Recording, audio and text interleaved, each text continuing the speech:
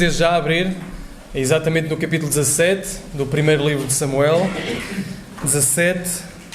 Este capítulo tão bem conhecido, e como o Daniel estava a dizer, quase que é impossível as crianças não conhecerem esta história e não estarem atentas a ela.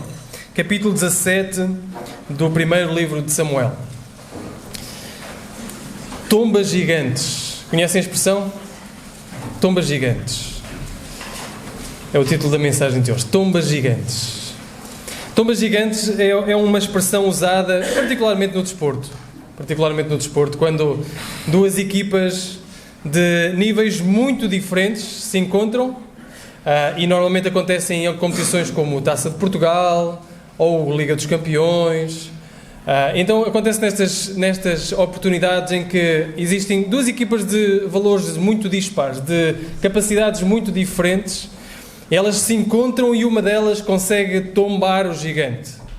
Uma delas consegue ultrapassar aquele que aparentemente era o mais forte. Isso acontece muitas vezes, por exemplo, quando o Benfica joga com o Braga e o Braga ganha. Normalmente o pequeno...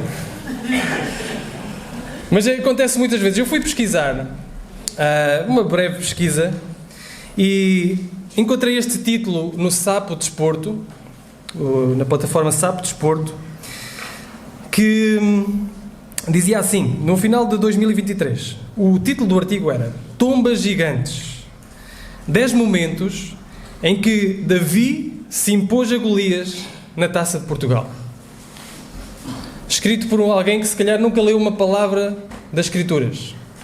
Escrito por alguém que se calhar nunca abriu a Bíblia para ler, mas ele sabia, a pessoa, usar a expressão Davi e usar a expressão Golias, o nome Davi, o nome Golias, e o que é que a história significava mais ou menos.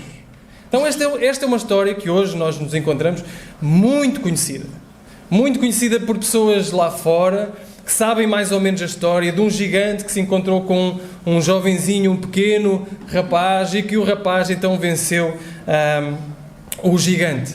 E por ser tão conhecida, eu lembro-me da escola dominical, talvez as crianças agora já não usem este tipo de meios, os professores já não usem este tipo de meios, mas eu lembro-me do flanelógrafo. Lembram-se do flanelógrafo? Com aquela imagem do grande Golias e o pequenino Davi com a sua funda.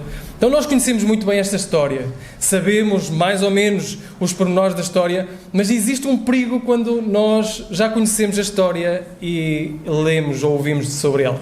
E o primeiro é desligar, porque eu já conheço a história, então não vale a pena ouvi-la outra vez. E outro perigo é pressupor que já sabemos tudo. Pressupor que, na verdade, sabemos o que a história se trata. Então o que eu vos peço é que vocês estejam atentos e caminhem comigo. Vamos caminhar pelo texto, vamos ler o texto, vamos ouvir o texto e vamos perceber o que o texto diz. E no final, se Deus permitir, tiraremos 3 verdades que este texto traz para nós. Então abram comigo o primeiro livro de Samuel, capítulo 17, e vamos lendo e vamos falando sobre ele.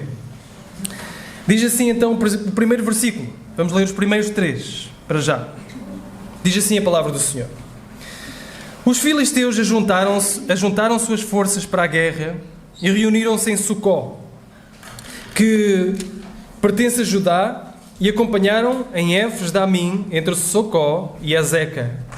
Saúl e os homens de Israel se reuniram e acamparam no vale de Elá e prepararam o ataque contra os filisteus. Os filisteus estavam em um monte e os israelitas em outro, e o vale os separava. Então aqui nós temos o contexto de guerra. Quando Saúl foi coroado no capítulo 9 do primeiro livro de Samuel, uma das missões de Saúl era claramente lutar contra os filisteus. Ele tinha como missão livrar o povo de Israel dos seus inimigos, e os filisteus eram o seu grande inimigo. Era um inimigo que tinha capacidades, era um inimigo bem desenvolvido, não era um inimigo qualquer, era um inimigo bem desenvolvido, militarmente bem desenvolvido, e o objetivo de Saúl era combater os filisteus, livrar o povo dos filisteus. O que acontece é que eles tiveram alguma vitória nesse aspecto, tanto Saúl como Jonatas, e nós já passámos por isso, quando eles conseguiram vencer, de alguma forma, os filisteus. Não totalmente, mas parcialmente. Então encontramos agora numa guerra frente a frente entre os filisteus e entre o povo de Israel. De um lado e no monte estão os filisteus, do outro lado, no outro monte está o povo de Israel. É guerra. Guerra aberta. Ninguém gosta de guerra. Guerra é terrível. Ainda hoje o é. Ainda hoje nós não gostamos de ouvir sobre guerras, não gostamos de ouvir sobre mortes, mas a guerra é terrível hoje, mas muito mais o era naquela altura. Muito mais era naquela altura, que hoje em dia, como é que nós lutamos? A maior parte das vezes, à distância.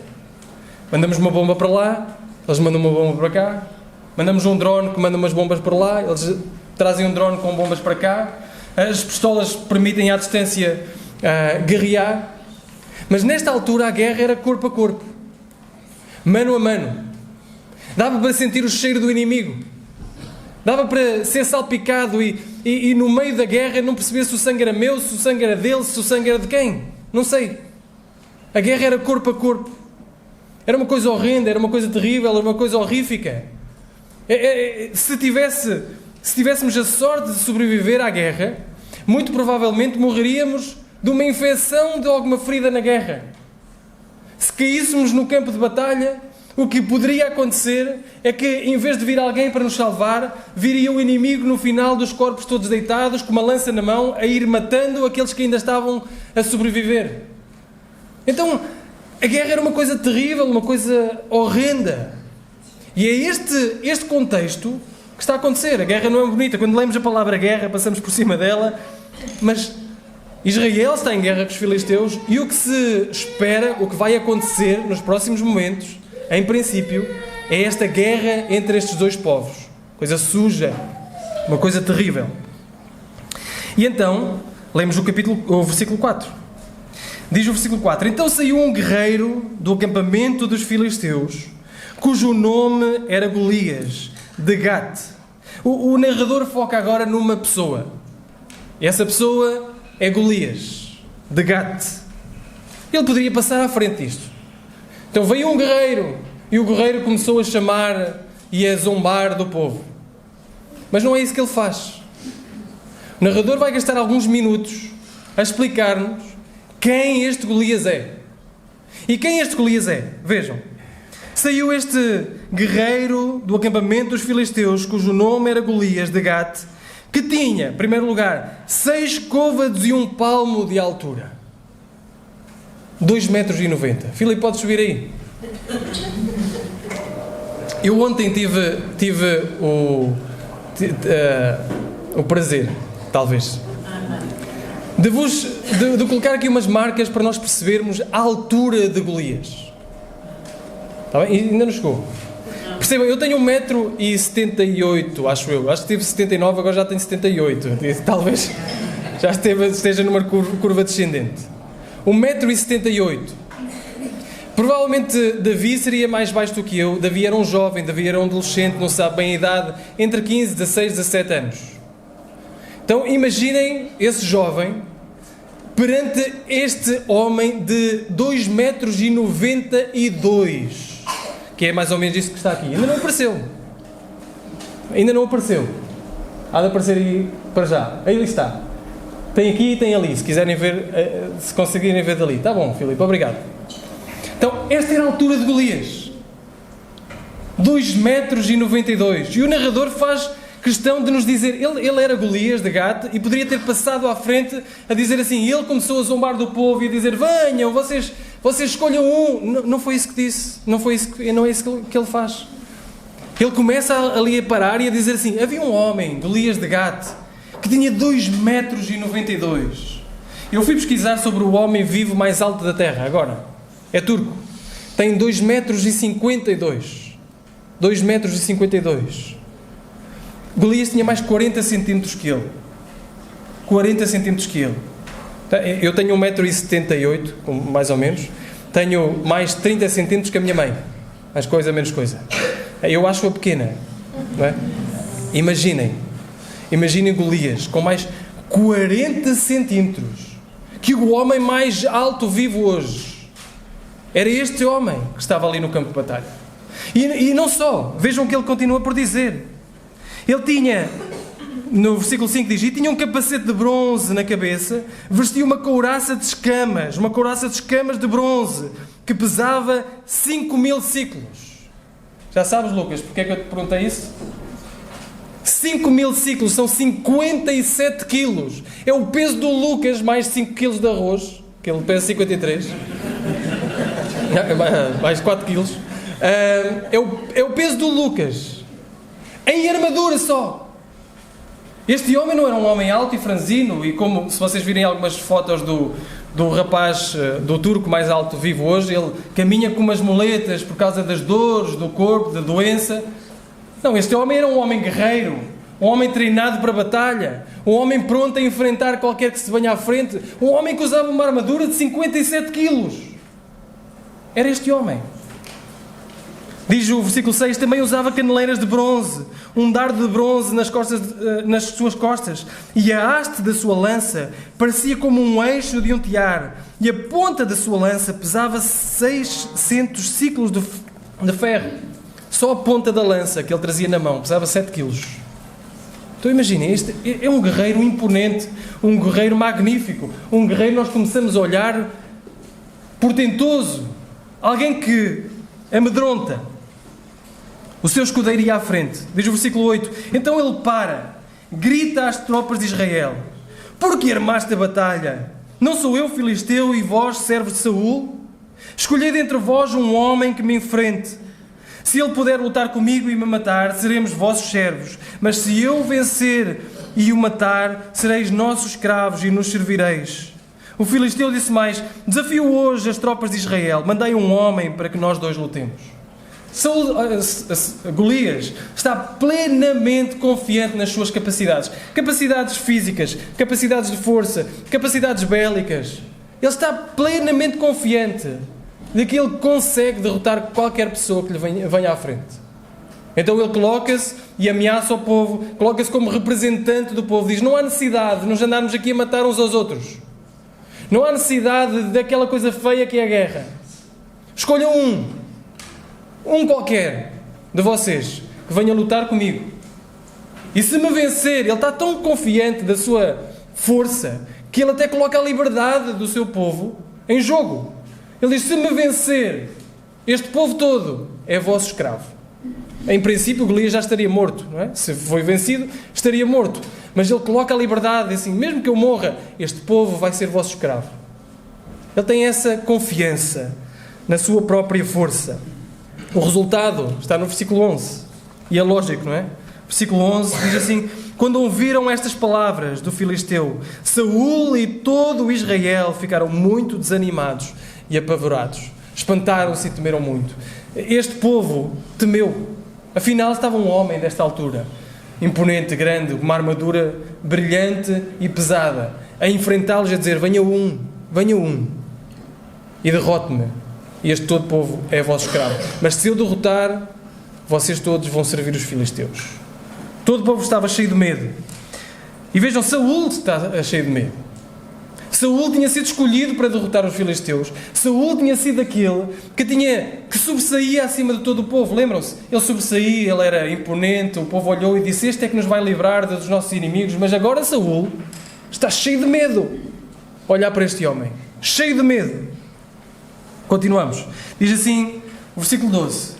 Davi era filho de um efrateu de Belém de Judá, cujo nome era Jessé. Então ele, vejam, quase que estão a ver os panoramas de um filme. Ele fez um foco, estão aqui dois povos para lutar um com o outro. Depois faz um foco em Golias, este é Golias, este é grande.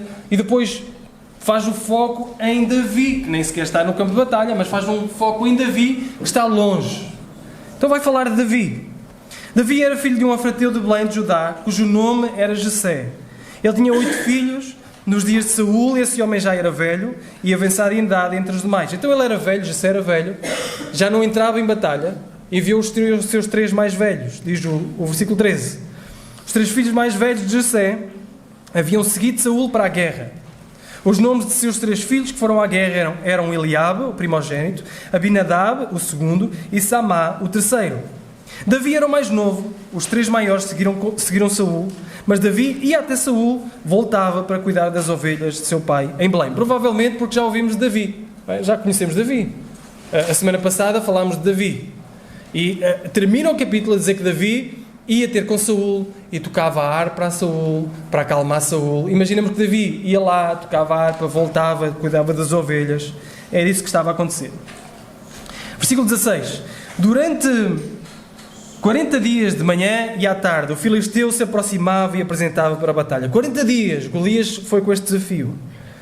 Jessé disse a seu filho Davi: pega para teus irmãos um efa deste grão tostado e estes 10 pães, corre a levá-los para teus irmãos no acampamento. Leva também estes 10 queijos ao chefe da unidade deles. Vê como os teus irmãos estão a passar e traz notícias deles. Eles estão com Saul e todos os homens de Israel no vale de Elá, lutando contra os filisteus. Jessé está preocupado com os seus filhos que estão na frente da batalha, então dá uma missão a Davi. Davi, esta é a tua missão. Vai e entrega isto aos teus irmãos, ao chefe deles, e vê como é que eles estão. Vê se está tudo bem. Diz o versículo 20. Davi então se levantou de madrugada e, deixando as ovelhas com um pastor, pegou tudo e partiu, como Jessé lhe havia ordenado. E chegou ao acampamento quando o exército estava saindo para se posicionar para a batalha, em meio a gritos de guerra. Os israelitas e os filisteus se posicionavam frente a frente para a batalha. Davi entregou o que havia trazido ao guarda dos suprimentos, correu para onde estavam as tropas, chegou ali e perguntou a seus irmãos se estavam bem. Enquanto conversava com eles, Golias, o guerreiro do exército filisteu de Gate, aproximou-se e os desafiou como de costume, e Davi ouviu isto. Quando todos os soldados israelitas viam aquele guerreiro, fugiam deles apavorados. Ou dele apavorados. Mais uma vez, Davi foi ter com eles, levou-lhes as coisas. E Golias, como normal, veio ao campo apresentar a sua proposta. E mais uma vez terminamos com aquilo que é a realidade do acampamento. Pavor. Vejam o versículo 24.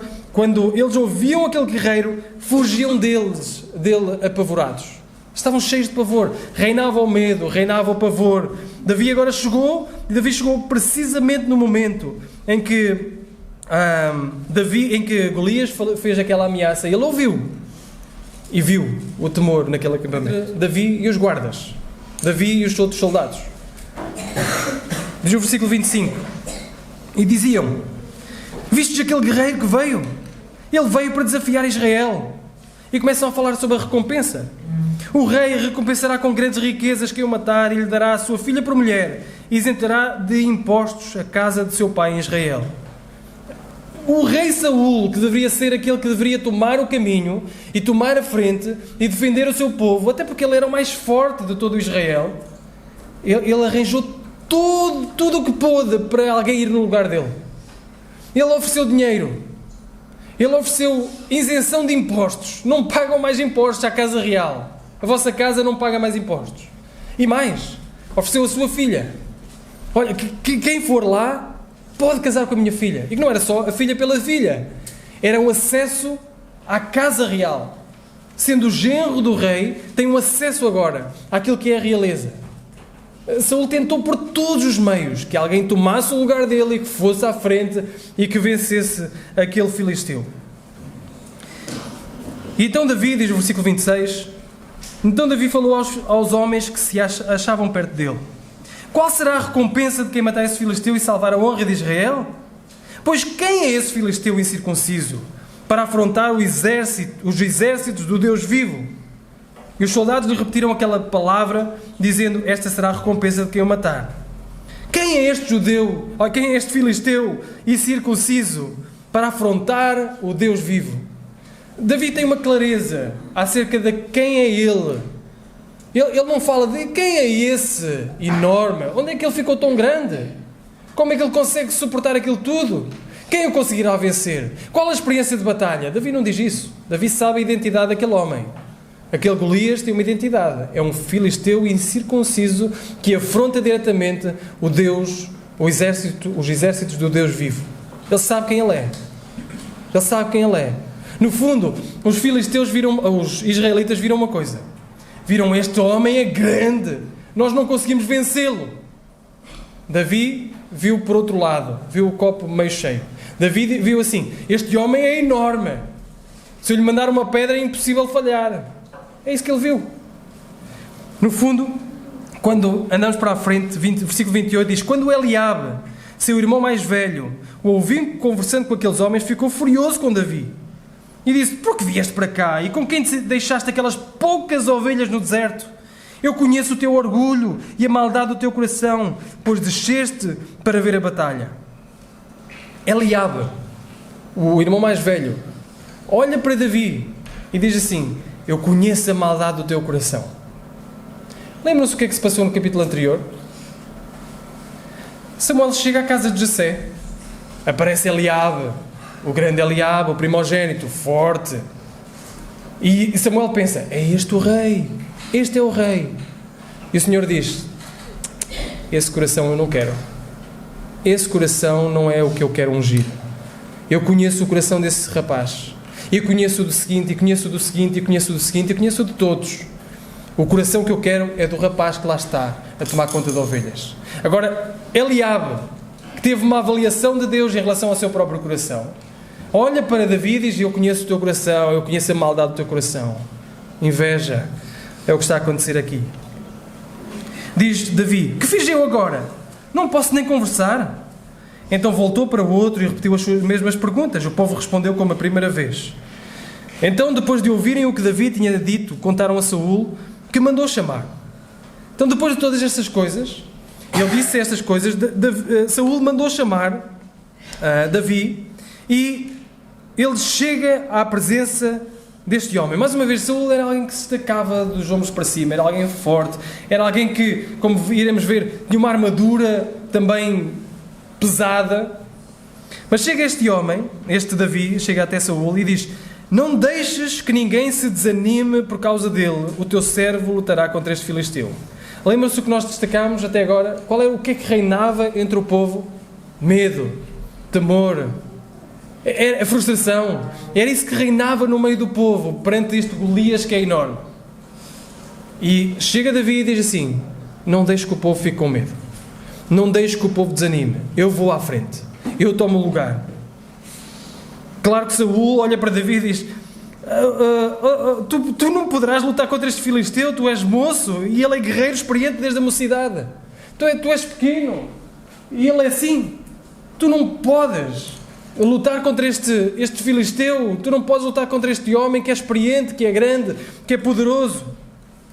Então Davi começa a relatar o que se passou na sua vida. Então Davi disse a Saul: o teu servo cuidava de ovelhas de seu pai, e sempre que vinha um leão ou um urso, tomava um cordeiro do rebanho, eu o perseguia, o matava, arrancava-lhe da boca o cordeiro. Quando ele tentava me atacar, eu o segurava pela barba e o feria até matá-lo. O teu servo matava tanto o leão como o urso. Esse filisteu incircunciso será como um deles. Ele afrontou os exércitos do Deus vivo. Então, ele começa a olhar para o passado e a ver como Deus tinha sido fiel, Deus o tinha salvo os inocentes, aquela pequena ovelha que era levada pelo urso, levada pelo leão, e ele conseguiu libertar os inocentes, libertar aquela ovelha, pelo poder do Senhor. E o Senhor que lhe tinha dado a vitória e livrado das garras do leão, as garras do urso, livraria na mão de Filisteu agora também. Então Saul vê que não há mais nada a dizer e diz: vai, o Senhor seja contigo. Vai. Mas espera, antes de ir, não vais assim. Afinal, ele tem uma armadura que pesa 57 kg, tem uma lança que pesa 7 kg. Tu não consegues ir assim dessa forma. Pelo menos leva alguma dignidade contigo antes de morrer. Vai com alguma armadura que te possa, no mínimo, dar alguma dignidade na morte.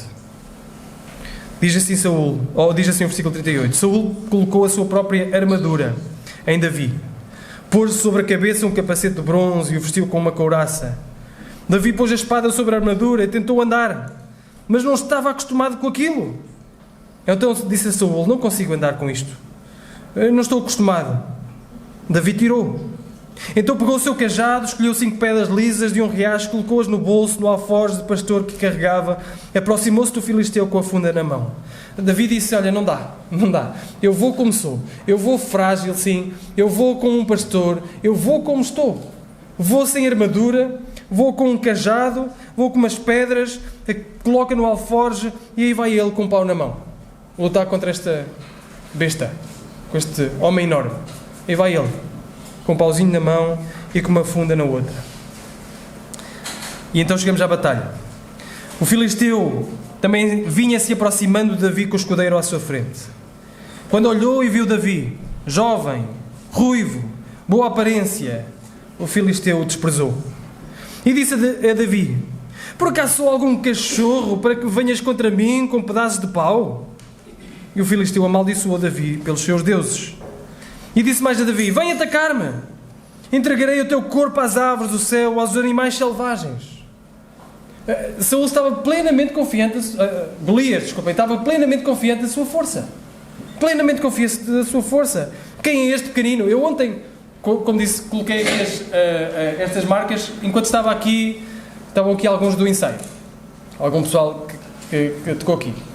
Eu até cheguei a tirar uma foto com o telemóvel do Daniel para perceber a perspectiva de Golias. Quando estava lá em cima, tirar uma foto ali ao Samuel, que medes quase 2 metros, 1,90 m, 1,90 m, parecia uma criança, da perspectiva de Golias. Golias está lá em cima e olha de lá de cima cá para baixo e diz: és tu? Sem armadura, sem espada, com essa alturazinha, frágil, dou-te um chuto e és comida para cão. És comida para os cães selvagens, para o corpo, para as aves do céu, os animais selvagens. Acabou. Isto vai durar muito pouco. Mas Davi responde, versículo 45: tu vens atacar-me com espada, lança e escudo, mas eu vou-te atacar em nome do Senhor dos Exércitos, o Deus dos Exércitos de Israel, a quem tens afrontado. Hoje mesmo o Senhor te entregará em minhas mãos e eu te ferirei, cortarei a tua cabeça. E hoje entregarei os cadáveres dos soldados filisteus às aves do céu, aos animais selvagens, para que toda a terra saiba que há Deus em Israel e para que todos que aqui se ajuntaram saibam que o Senhor salva, não com espada, não com lança, pois a batalha é do Senhor e Ele vos entregará em nossas mãos. Davi vê aquilo que realmente está a acontecer. Ele vê o invisível. Ele vê que há um Deus que está por trás de tudo aquilo. Aqui há uma afronta ao Deus dos Exércitos. E por isso ele diz: tu vens a mim com espada, com lança, com escudo, com tudo o que é visível. Eu venho a ti em nome do Deus Todo-Poderoso. Ele viu um gigante. Aliás, ele olhou para o gigante e viu um anão. Um anão diante do Deus Todo-Poderoso. O Senhor dos Exércitos, que nada poderia fazer contra ele, não contra Davi, mas contra ele. E ele ia em nome desse Deus. Versículo 48. Quando o filisteu se levantou, e vejam quanto tempo dura esta batalha. Uma batalha que vai começar. Quanto tempo dura esta batalha? Quando o filisteu se levantou, aproximou-se para defrontar com Davi. Este foi correndo para o combate, para enfrentar o filisteu. Então Davi colocou a mão no alforje, tirou dali uma pedra, lançou-a com a funda, feriu o filisteu na testa.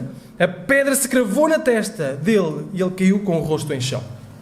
O filisteu teve tempo de se levantar. Davi deu uns passos em corrida, pegou na funda, atirou a pedra e ela bateu no único sítio vulnerável de Golias e ele caiu com o rosto em terra. Terminou. Segundos durou a batalha. Não durou dias, durou segundos. O Golias, o grande Golias, o enorme Golias, caiu ao chão, com o rosto em terra. Diz o versículo 50 que assim venceu o filisteu com uma funda e uma pedra, ferindo-o e matando-o. E Davi não levou sequer uma espada na mão, ele não tinha sequer espada na mão. Davi então correu, colocou os pés sobre o filisteu, tomou-lhe a espada, tirando-a da bainha, matou-o, decepando-lhe a cabeça com ela. Quando viram que o seu guerreiro estava morto, os filisteus fugiram. E agora, o que é que acontece com os israelitas? Vejam o versículo seguinte. Então os soldados de Israel e Judá levantaram-se, gritando e perseguindo os filisteus até a entrada de Gate, até às portas de Ecrom. Os filisteus feridos caíram pelo caminho de Sarim, até Gate, até Ecrom. Então os israelitas voltaram da perseguição aos filisteus, saquearam os seus acampamentos. Davi tomou a cabeça do filisteu e levou para Jerusalém, mas guardou as armas dele na sua tenda. De repente os israelitas, cheios de medo, amedrontados e frustrados, encheram-se de coragem, porque afinal o representante dos outros estava morto. Então vamos correr atrás deles e vamos matar os filisteus. Versículo 55. Quando Saúl viu Davi saindo para lutar com o filisteu, perguntou a Abner, chefe do exército: Abner, de quem esse jovem é filho? Abner respondeu: ó rei, tão certo como tu vives, eu não sei. Então o rei disse: pergunta de quem ele é filho. Depois que Davi matou o filisteu, Abner o chamou, levou à presença de Saúl. Davi trazia nas mãos a cabeça do filisteu. Saúl lhe perguntou: jovem, de quem és filho? Davi respondeu: sou filho do teu servo Jessé, belemita. E assim termina este capítulo. Termina este capítulo com uma pergunta: afinal, quem é este rapaz? Termina com a relevância da identidade de Davi. Saúl tinha Davi a tocar na sua casa e nem sabia quem ele era. Era um desconhecido, plenamente desconhecido. Era alguém que não era importante. Era alguém que não tinha força. Era alguém que não era grande. E ainda assim, foi alguém que representou o povo na vitória deste povo. Eu disse que agora tiraríamos algum tempo para apontar 3 verdades que nós vemos neste texto. O que é que este texto significa, afinal? Qual é o ponto principal deste texto? Será o ponto principal deste texto que quanto mais alto nós formos, maior será a nossa queda? Quanto mais nós nos elevarmos, maior será a nossa queda? Ou existe esperança para aqueles que são subestimados, são fracos? Portanto, acredita em ti. Tu és forte o suficiente para conseguir vencer os gigantes da tua vida. Ou, se confiares em Deus, Deus te dará a vitória sobre todos os gigantes da tua vida. Os gigantes que se elevam, então Deus te dará a vitória se tu confiares em Deus. Sabem, a Bíblia não é primariamente moralista. Isto é, não fala primariamente sobre uma reforma exterior à nossa vida. Fala também de mudança de valores, de mudança de moral, de mudança de vida, mas ela não é uma aplicação direta entre aquilo que está no texto e eu mesmo. A Bíblia tem um intermédio.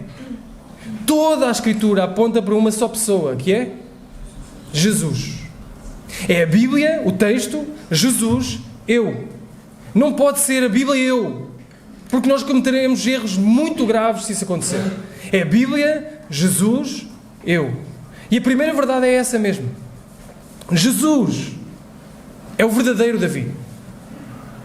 Jesus é o verdadeiro Davi. Jesus foi o pequeno e desconhecido pastor, desprezado pela sua família, desprezado por todos os outros, que nele não víamos beleza, nele não víamos formosura, nele não víamos poder, nele não víamos nada capaz de vencer. Ainda assim, ele venceu. Jesus é aquele que 1000 anos depois desta história nasce numa cidade, a cidade de Belém, a cidade de Davi. Jesus é aquele que se torna o nosso representante, como o povo precisava de um representante. O povo precisava de alguém que fosse à frente. O povo precisava de alguém que tomasse o lugar. E Jesus diz: eu estou aqui, eu tomo o lugar. Eu vou à frente. Eu combato o gigante. Jesus é aquele que é o nosso representante. Ele viveu como nós deveríamos viver. Ele levou as nossas dores como nós deveríamos levar. Ele foi tentado como nós também somos tentados. Ele morreu a morte que nós fomos condenados a morrer. E lutou como nosso representante. Ele morreu como nosso representante e ressuscitou como nosso representante. Jesus é o verdadeiro Davi. E agora nós somos livres de todas as ameaças de Golias por causa de Jesus. É por causa de Jesus. Sabem quem nós somos? Nós somos, e se pudermos traçar um ponto direto, nós somos os israelitas, amedrontados, cheios de medo. Quão grande é este Golias que eu não consigo vencer? Quão grande é este gigante? Lembram-se que Golias tinha uma couraça que pesava 57 quilos. Essa couraça é caracterizada aqui como uma couraça de escamas. Muito interessante, não é? O que é que tem escamas? As cobras, as serpentes. Jesus é aquele que veio esmagar a cabeça da serpente. Jesus é aquele que chega à frente e que, ouvindo as ameaças, e sabem, nós ouvimos as ameaças deste Golias, deste Satanás, que numa mão tem uma espada e na outra tem uma lança, a espada da morte, a lança das ameaças contra nós, aquele que nos aponta as falhas, dia e noite nos diz tu falhaste, dia e noite nos diz tu pecaste, dia e noite nos diz tu mereces a morte, dia e noite tu não consegues vencer. E Jesus vem e vence esse Golias. Vence Satanás, esmaga a cabeça de Satanás e nos traz vitória como nosso representante.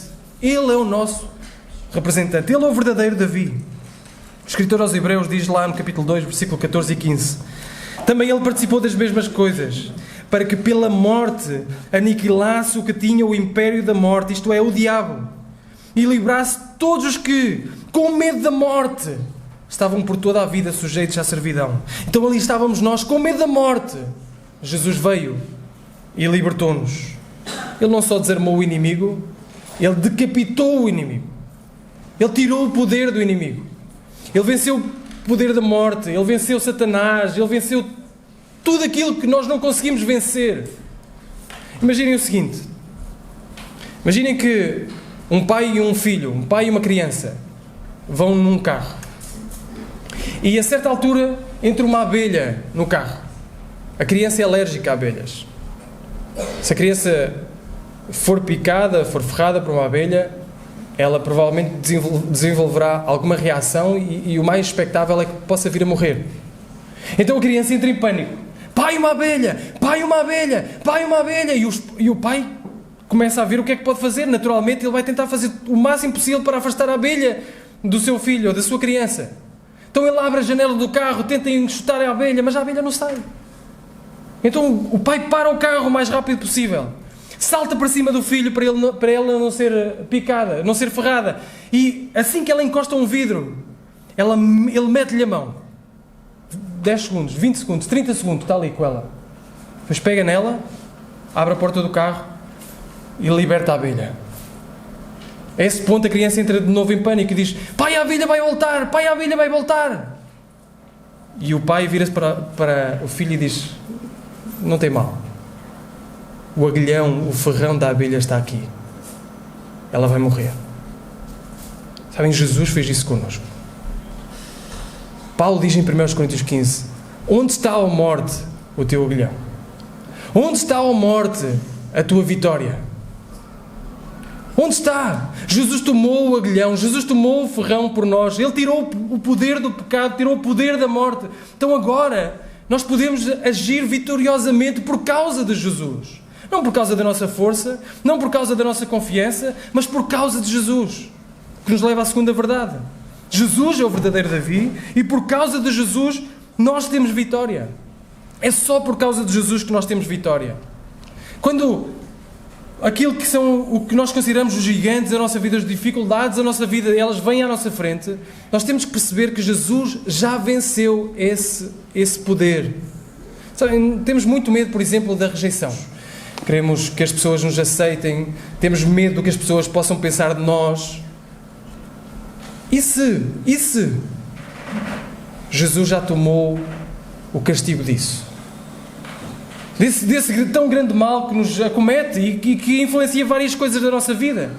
Aquilo que dizemos, aquilo que pensamos, com medo do que os outros vão pensar de nós, com medo do que os outros estão a dizer sobre nós. E se, quando Jesus morreu naquela cruz, Ele granjeou para nós uma aceitação que é impossível de alcançar de outra forma?